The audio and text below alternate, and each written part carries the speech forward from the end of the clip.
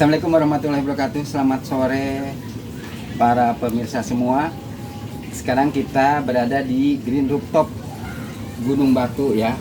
Ini merupakan rooftop. Kita lihat sekitarnya rumah-rumah orang, genteng orang. Nah, ini saya mencontohkan bahwa di dalam suatu lingkungan, walaupun padat penduduk, kita membuat sesuatu bisa. Kendalanya untuk ketahanan pangan rumah tangga. Nah, salah satu ketahanan rumah tangga bisa untuk tanaman organik, buah-buahan, sayur-sayuran. Nah, di sini saya juga membudidayakan lebah madu tanpa sengat. Nah, ini merupakan madu tanpa sengat. Ada jenis Trigona, jenis Biroi, sama jenis Lepisep. Nah, ini kenapa saya membudidayakan lebah Trigona? Karena memang satu sisi dia tidak membahayakan karena tanpa sengat. Satu sisi kualitas madunya madu super dibanding jenis Apis, karena untuk yang penyakit gula sangat cocok, kandungan glukosanya minim. Nah, ini madu Trigona ini di jenis Itama. Contohnya di Itama itu dia bertumbuh di dalam log di alamnya, sehingga kita modifikasi untuk memudahkan pemanenan. Dikasihlah kotak-kotak topping ini. Ini namanya kotak topping, berbentuk persegi. Jadi untuk mempermudah panen, si kantong madunya berada di topping itu sendiri. Nah, kita bisa lihat di rooftop ini ada beberapa koloni, 1, 2, 3, 4, 5, 6, 7, 8 koloni. Sehingga para pemirsa jangan takut untuk memudidaya lebah madu walaupun tidak punya tempat seluas-luasnya. Karena keuntungan lebah itu, budidaya lebah itu tidak harus ngasih pakan. Mereka berkeliaran mencari makan menjelajah kurang lebih ke 500 sampai 1000 meter untuk mencari makan. Nah, ini salah satunya keuntungan budidaya lebah madu. Hari ini kita mencoba panen. Kita lihat dulu nanti ya sebelum panen. Nah, kita buka penutupnya dulu, atapnya dulu. Nah, ini atap, bisa dilihat. Ini lihat madunya penuh. Nah, ini topping namanya. Ini kantong-kantong madunya dibuka nanti sama Kang Rujaya akan panen. Ini alat panen semi mekanisnya. Nah, ini bisa pakai aki, bisa pakai listrik juga. Ini bisa tersedia di online. Ini kurang lebih ukuran ini mempermudah. Jadi keuntungan lebah Itama itu tidak merusak kantong madu. Sistemnya tidak peras karena dia langsung hanya mengambil madunya tanpa merusak kantong madu. Nah, ada jenis-jenis tertentu kayak jenis Lepisep, Biroi itu tidak bisa pakai sistem sedot gini karena kantong madunya kecil. Jadi sistemnya harus peras. Oke. Nah, kita mulai aja untuk pemanenan ini. Semoga aja hasilnya memuaskan ya. Nah, untuk menghasilkan untuk menghasilkan madu ini tergantung lingkungan. Kalau pakan memadai, dalam sebulan 2 bulan juga madunya sudah ada. Nah, adapun hama dan penyakit yang sering terjadi itu kalau di lingkungan rumah nih, semut yang utama. Jangan sampai pas pemanenan itu tercecer madu-madunya. Itu akan mengundang semut. Kedua, cicak. Karena cicak senang serangga, jadi kalau hati-hati cicak. Nah, ini ciri-ciri lebah bagus itu dari corong juga, corongnya besar. Nih corong, pintu masuk keluar masuk hanya satu, besar, aktif. Nah, kalau corongnya mengkerut berarti dia diproteksi ada. Bisa kita lihat ya. Nah, ini salah satu agresif lebahnya tanpa sengat. Kita buka. Silakan Kang Rujaya. Kita buka pelan-pelan, kita lihat kantong madunya. Tuh lihat tuh. Wow, bisa kita lihat. Tuh kantong madunya sebesar ini kayak anggur. Lihat ya. Oh, kayak anggur. Tuh.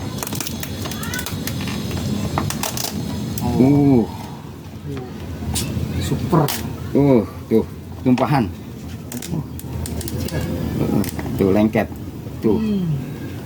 Kabur.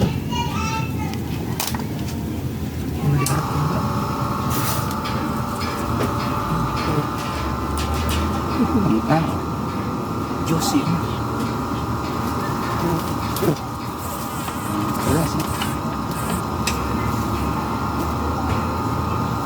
Kental madunya.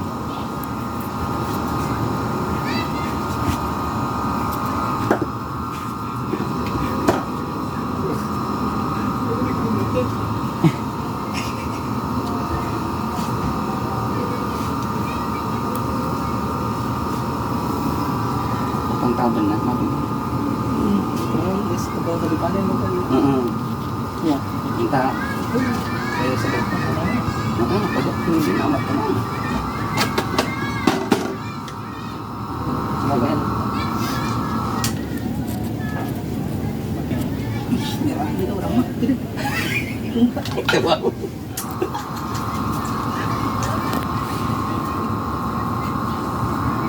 Pada 3 dinamo loh. Selamat pemirsa, tadi ada kendala di alat ininya, pengisapannya kurang kuat. Akhirnya tadi udah sama teknisi diperbaiki. Semoga aja lancar ya. Tapi ini memang beda nih orang. Ada yang diserang kalau pakai baju polos tanpa penyerangan nih, agresif ya, biar bisa membedakan nih ya. Nah ini bisa dari bau, bisa dari pakaian juga yang menentukan ya. Pakai APD ini nggak pakai APD nggak diserang apa-apa. Padahal dengan lebah yang sama. Nah lihat kita panen ya sama Kang Rujaya nih. Oke, cek di shot. Wow. Allah Akbar. Bismillah. Jadi caranya seperti ini ya pemirsa. Cara panen madu Trigona Itama.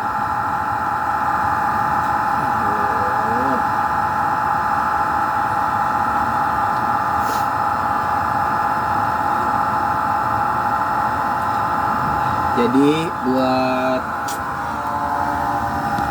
abang-abangku dimanapun berada, jangan ragu dan jangan takut untuk budidaya lebah madu. Selain nanti kita punya madu murni, rumah kita juga pasti akan cantik.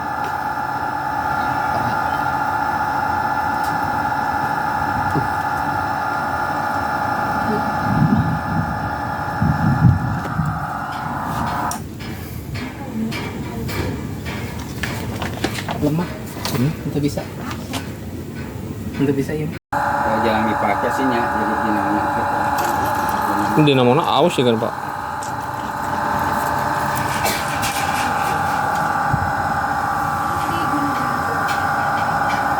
Kan hitungannya orang lamun make nu sebutan galon bae ge Asam segar.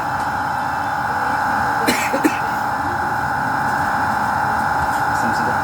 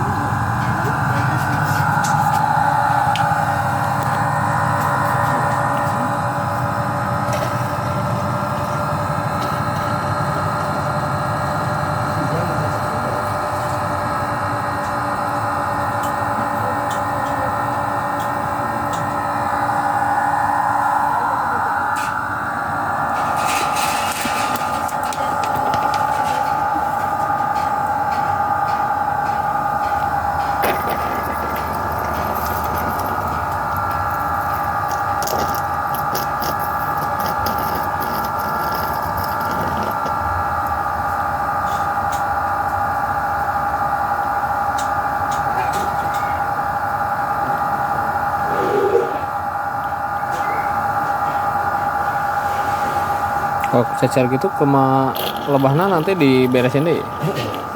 di beres sendiri kan. Penyotan nih ya. Di makan deh kan ya. Diisepan deh.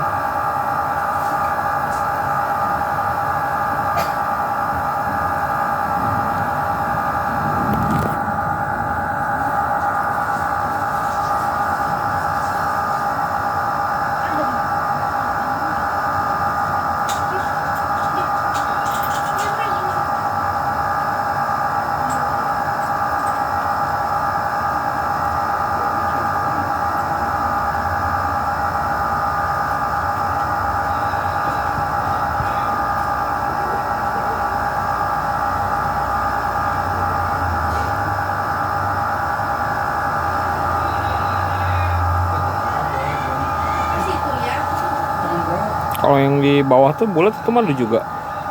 Yang di bawah tuh yang belum pada dibuka madu juga semua. Banyak ya? Iya. Iya, benar. Ini udah setengah 2 susun. Jarak berapa bulan tuh udah 2 susun gini? Tergantung vegetasi. Vegetasi ya. Ini kalau bagus vegetasi kayak gini nih. Iya, kalau seperti ini nih bisa di 2 sampai 3 bulan bisa kayak gini.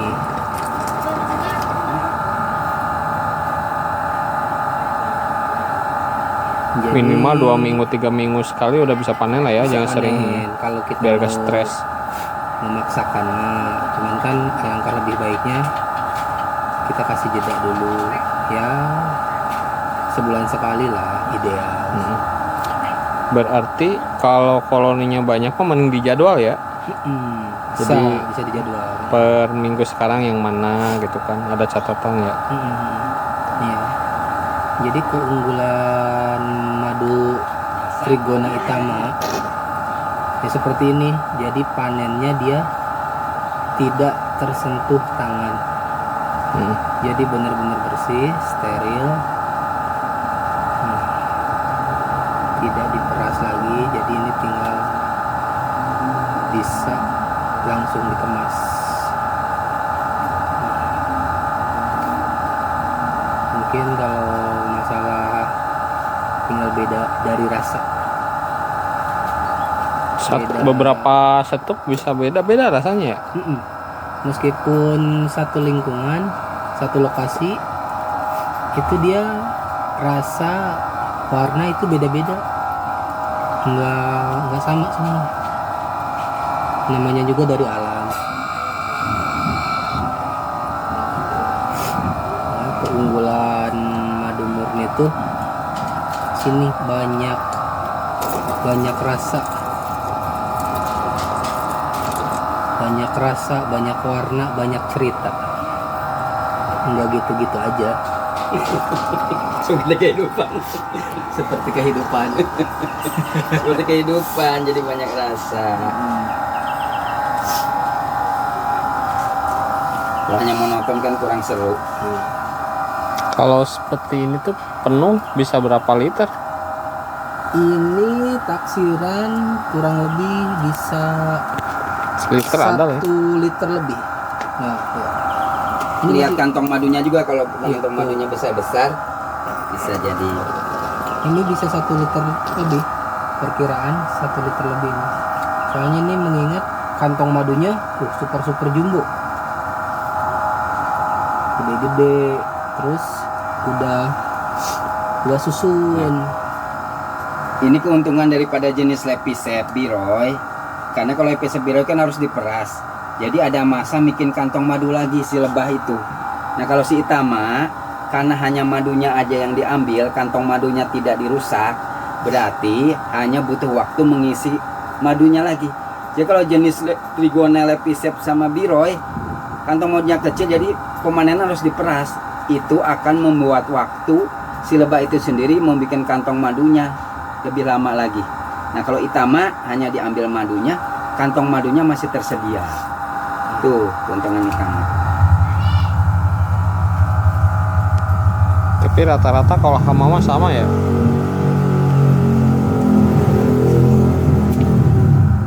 Cicak, semut. Kalau hama mah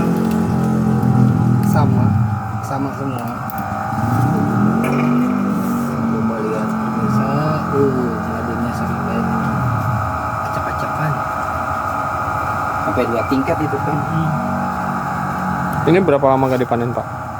Berapa bulan ya? Ada 3. Iya 3 bulan ini. Nah kita catat nih tanggal 2 November, kita lihat ya perkembangan isinya lagi sejauh mana dia lama. Itu tergantung kondisi pakan sekitar. Kita lihat nanti 2 Desember apakah sudah terisi penuh atau belum. Nah itu bisa indikator kekuatan pakan.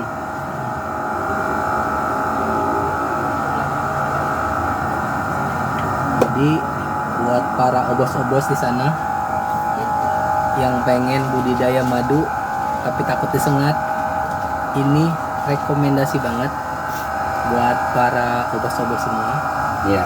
Karena ini madu Trigona Itama, madu tanpa sengat, yang artinya ramah lingkungan. Lah itu pakai APD beda lagi. Kadang madu tuh harus banyak disentuh biar kenal. Iya. Karena ini jarang dibuka, akhirnya dia agak galak sedikit Iya, lah. ada Tapi gitu. tidak sengat ya, hanya Iya. menyerang rambut-rambut bulu-bulu aja.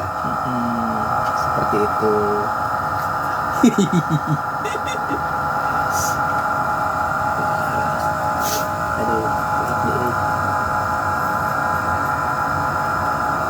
Aduh, gimana nih yang buat lahannya seadanya? Tidak usah khawatir karena ini ternak lebah bukan di tengah perhutanan, tapi di atas rumah. Di atas rumah ya. Di atas rumah. Ya di genteng tetangga tuh. Di rooftop ya, Di atas rumah dengan lahan seadanya, tapi bisa menghasilkan. tapi bisa menghasilkan itu. Ini tengah pemukiman padat ya. Padat, sangat padat di gang, di dalam gang.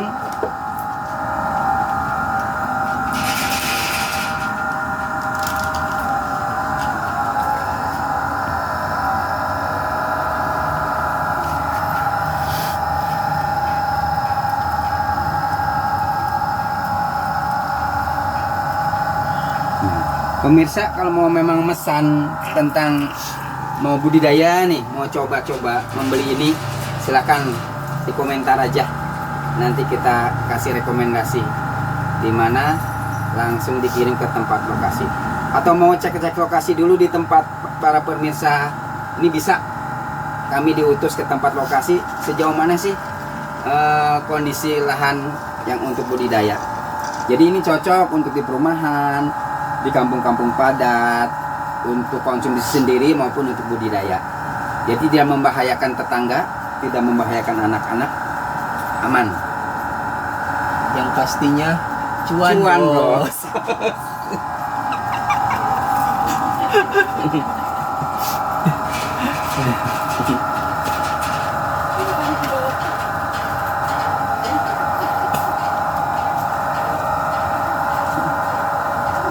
Tidak bisa jadi juga mungkin cuan terus bisa jadi. Itu yang kuning apa? Hmm? Yang kuning tuh kayak tepung. Nah, yang kuning ini namanya bipolen atau bisa disebut juga roti lebah. Nah, karena madu itu, lebah itu tidak hanya membutuhkan nektar, jadi dia juga butuh yang namanya bipolen untuk kelangsungan kehidupannya. Tuh.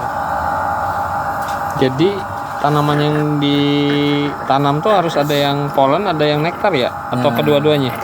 Keduanya makanya minimal syarat kita budidaya madu itu di lokasi kita, sekitar kita itu ada yang namanya tersedia neporea.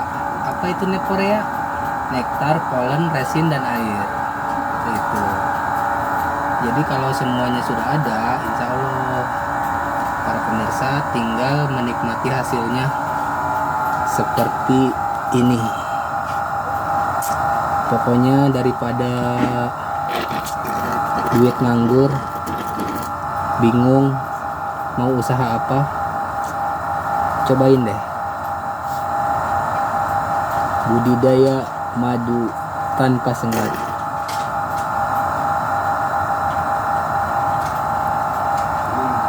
Ini plastik gini tuh buat ngecek harus dibuka tuh berapa kali seminggu? Apa cukup seminggu sekali? Apa jangan sering-sering biar gak stres? Kalau untuk pengecekan ya tidak usah sering-sering, minimal seminggu sekali. Yang penting kita pantau lewat corongnya aja. Jadi kalau misalkan aktivitasnya bagus, agresif, banyak koloninya, insya Allah aman. Terus bang, ada yang nanya lagi, kalau si kantong-kantongnya ini tuh kan dari getah ya, dia bisa dimanfaatkan lagi nggak? Oh, tentu bisa banget. ini kantong madu ini yang disebutnya propolis. Jadi nanti kalau misalkan kita bisa panen, tapi tidak dengan jenis ini. Karena apa? Sayang. Mungkin yang dimanfaatkan buat propolis itu paling dari jenis lebah lepisep atau biroy. Oh, karena diperas ya? Karena mereka itu panennya diperas.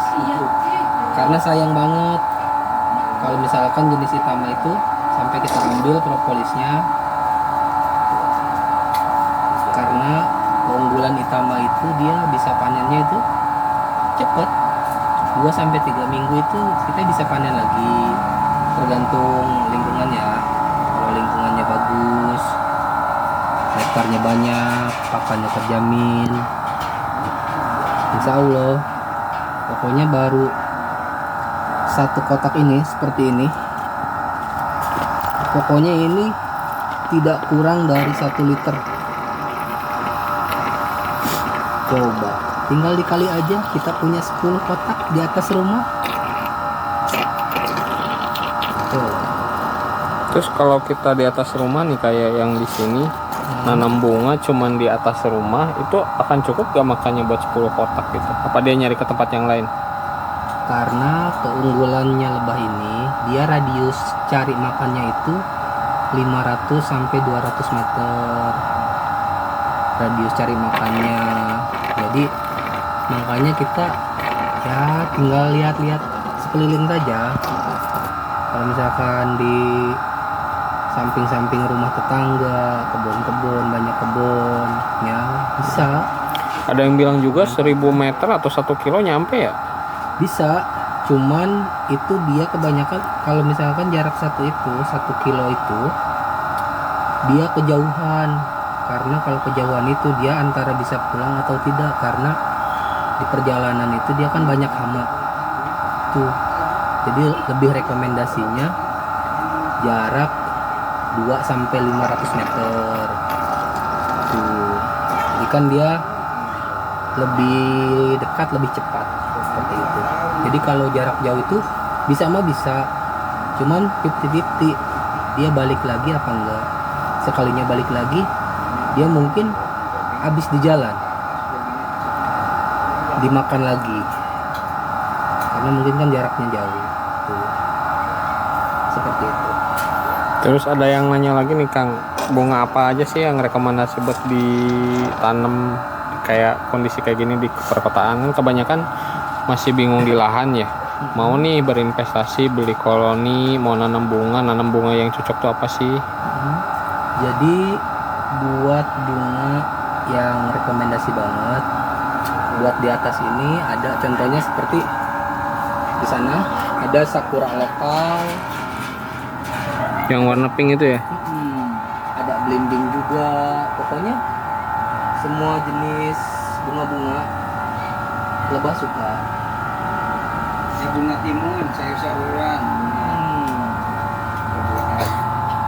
Ini dalam sayur di atas bisa panen buahnya sambil bunganya ya? Iya, makanya nah keuntungan kita sambil budidaya madu itu, di samping kita punya madu murni, rumah kita juga akan terlihat cantik. Kan sekarang banyak nih yang tren apa ya disebutnya, kebun kota atau disebutnya tuh apa ya, pokoknya jadi dia berkebun di tengah kota di atas rumah. Rugi ya kalau nggak melihara madu atau lebah tanpa sangat ini, jadi dia dapat sayurnya doang gitu kan, bunganya sayang. Rugi banget pokoknya buat kalian yang punya lahan misalkan di tengah perhutanan atau yang banyak kebun-kebun, sayang banget kalau enggak sambil budidaya.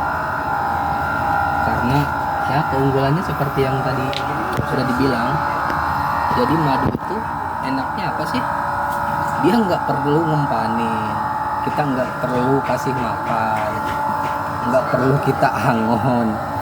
Jadi kita tinggal taruh, disiapkan tempatnya, sudah tinggal nunggu hasilnya.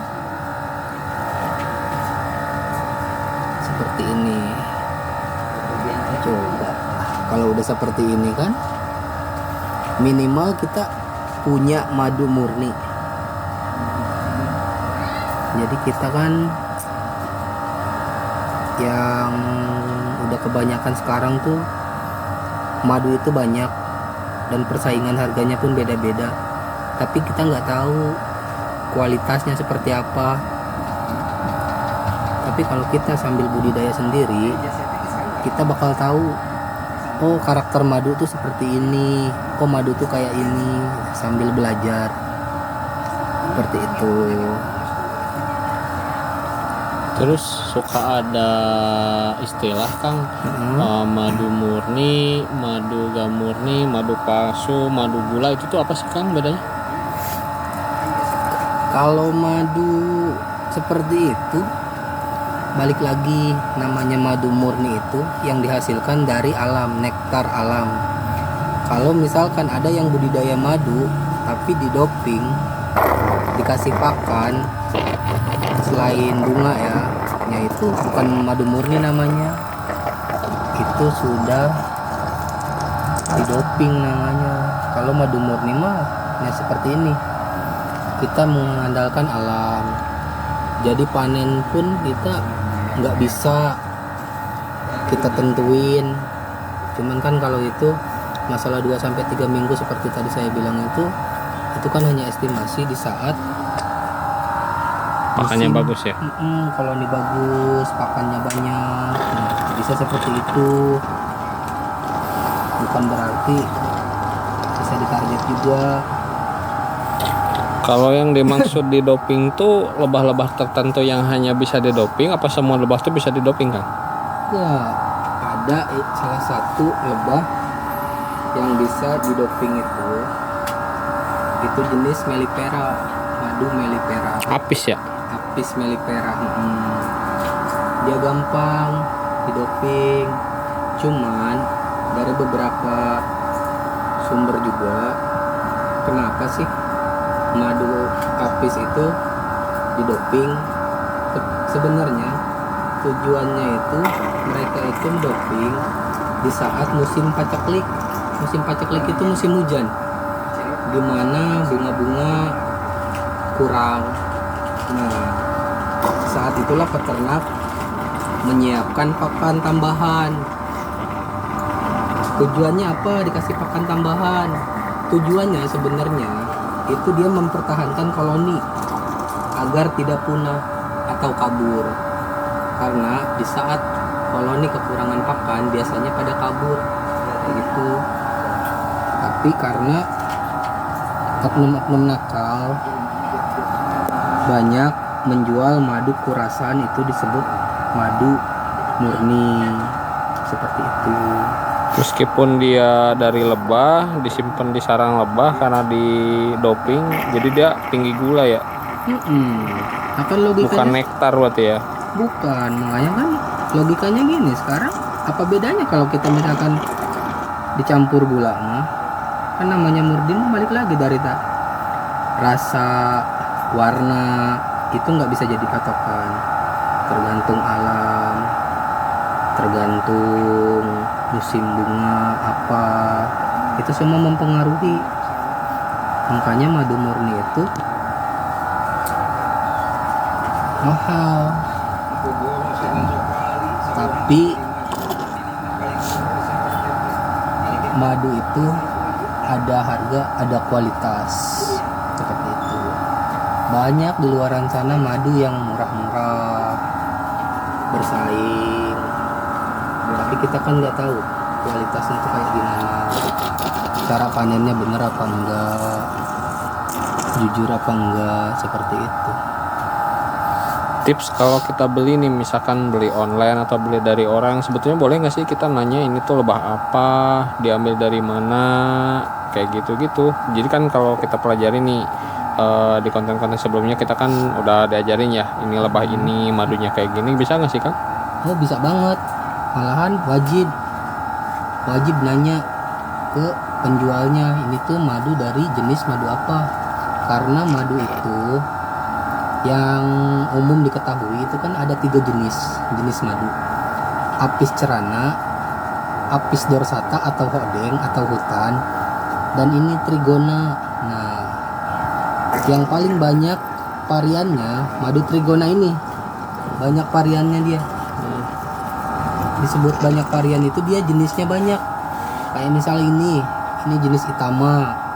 Ada lagi yang namanya Biroi. Ada lagi yang namanya Lepisep. Ada lagi yang Terminata, Gresteri, dan masih banyak Torasika lagi. yang tadi ya. Torasika. Nah, semua lebah itu masing-masing memiliki aroma dan ciri khas masing-masing dari segi rasa madunya, aromanya, dan bentuk lebahnya juga. Seperti itu. Makanya kalau misalkan kita mau beli madu, tanya dulu madunya dari jenis apa, kan? Nah, ya satu lagi lupa, madu Apis mellifera tadi kan, Apis cerana, Apis mellifera, Apis dorsata, sama trigona. Kalau di Rumpin kita ada berapa sih Kalau yang ada di Rumpin yang kita kembangin?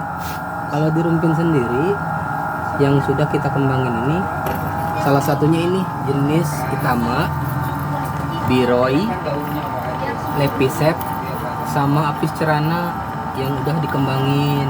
Kalau dorsata? Nah, kalau dorsata sendiri dia itu kan lebah hutan, agresif, jadi dia tidak bisa dibudidaya karena berbahaya. Oke. Seperti itu.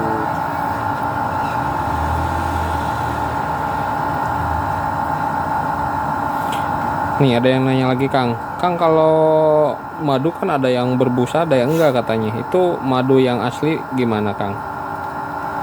Murni ya, bukan asli ya. Udah pasti asli kalau murni ya. Kalau misalkan madu itu banyak, jadi tidak bisa jadi tolak ukur semuanya. Ada yang bilang misalkan madu mah harus kayak gini, madu mah begini, nggak bisa seperti itu. Namanya madu murni mah itu balik lagi gimana dari alam, cuaca mempengaruhi, dari kekentalan, dari warna, apalagi dari rasa.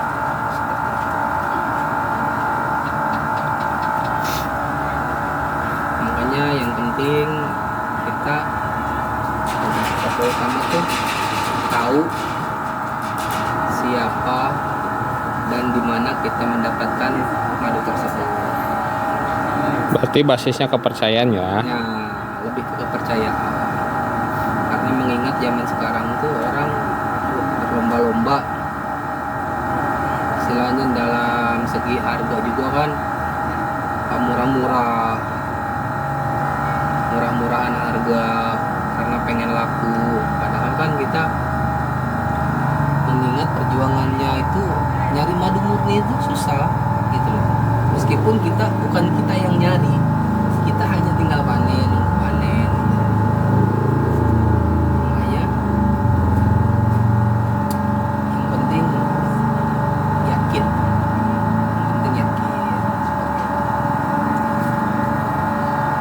Berarti kalau dari kita dari Rumpin cuman merekomendasikan madu-madu yang nggak didoping ya.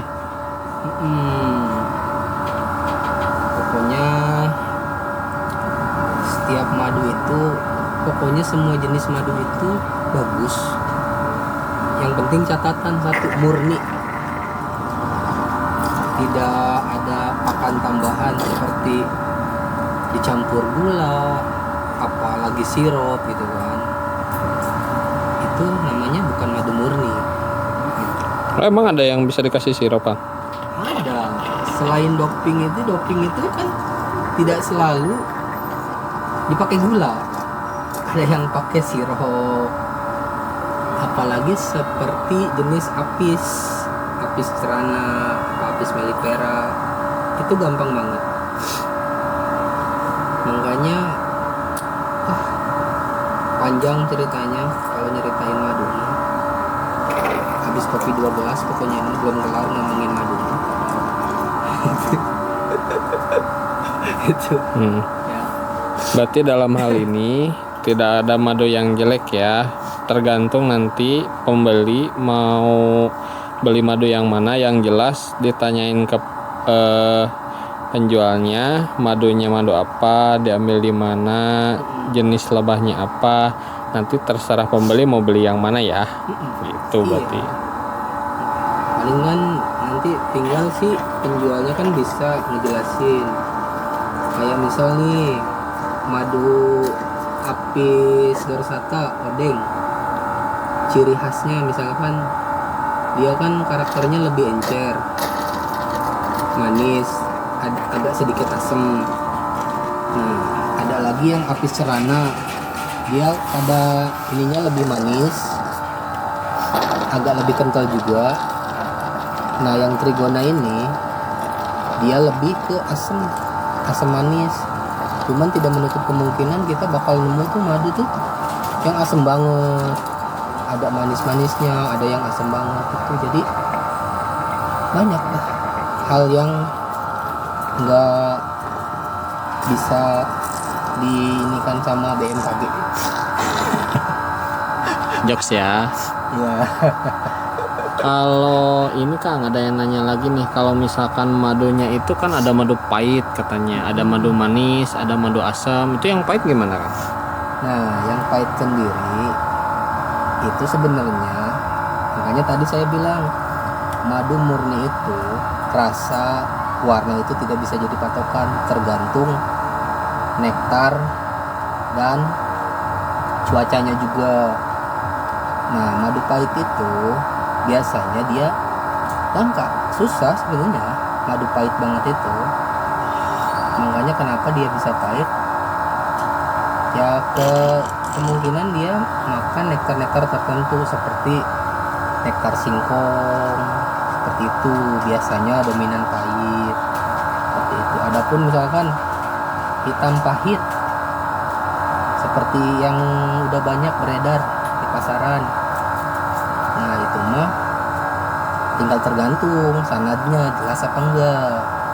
Karena sejatinya madu itu meskipun dalam satu sarang, kalau mengingat Wirumpin ini, itu dia nggak bakal bisa kapasitasnya banyak.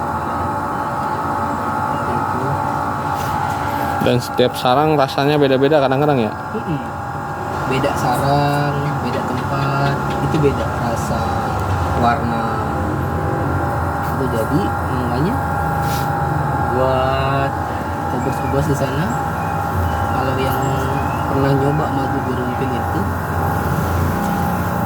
jadi jangan kaget kalau nemu misalkan pertama beli itu rasanya kayak gini, kedua rasanya beda lagi, jangan kaget.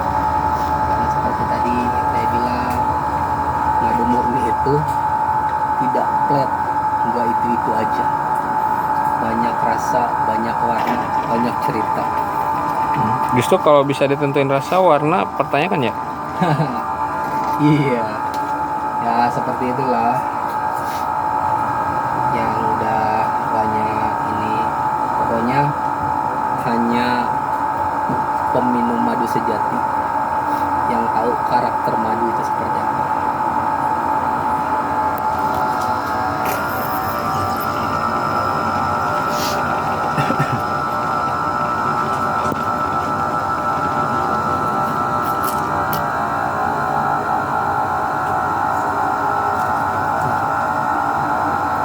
Kita dari tadi panen banyak banget ya. Iya, makanya ini nggak kelar-kelar tuh. Coba Baru setengah ya. ini belum setengahnya aja nih, masih banyak. Oke, kita sambil nunggu ada yang nanya lagi ya, sambil panen. Iya. Tapi kita disclaimer dulu, sebatas untuk edukasi ya, bukan untuk menjadi alat pembenaran, untuk alat persaingan. Cuma kita hanya memberikan edukasi apa adanya gitu kan, Berdasarkan pengalamannya.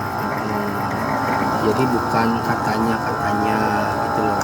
Jadi di sini sekali lagi saya bukan bermaksud untuk menggurui, bukan istilahnya saya tuh sok tahu apa sok pintar, cuman cerita ini berdasarkan pengalaman pribadi saya seperti itu.